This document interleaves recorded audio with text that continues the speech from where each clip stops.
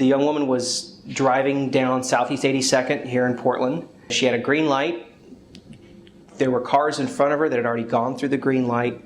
And out of nowhere, somebody runs the red light going the other way and totals her car just about.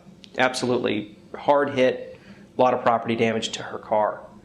If you can believe it, the insurance company for the guy who hit her said it was her fault, not the guy who ran the red light. We see this kind of behavior from insurance companies all the time.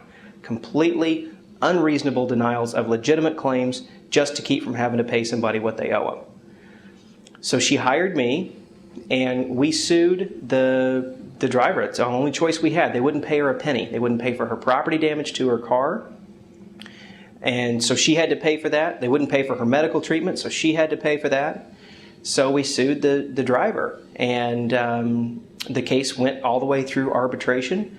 And of course, the arbitrator said, "Are you kidding me? How could it be her fault when this guy clearly ran the red light?" Well, that was a case that we were able to do two things. One for her was to get her compensation for the injury that she got in the car crash because she got hit really hard. The other thing we were able to do is get something called diminished value for the car itself. When your car gets hit really hard in a car crash and the repair shop is able to repair it and give it back to you, it's often not worth what it was before. So there's a diminished value, a loss in value there.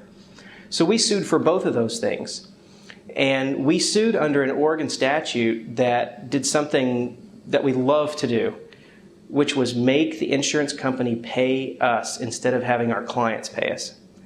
The typical personal injury case, the client has to pay the attorney out of the money that they get at the end of the case. In some situations, the insurance company or the at-fault party, the bad driver, the person who did something wrong, has to pay us, and our clients get to keep all the money that they're owed, and we love that. And that's what happened in this situation that I'm telling you about. My client and her husband got to keep all the money that the arbitrator awarded them, and we were paid by the insurance company. We love doing that.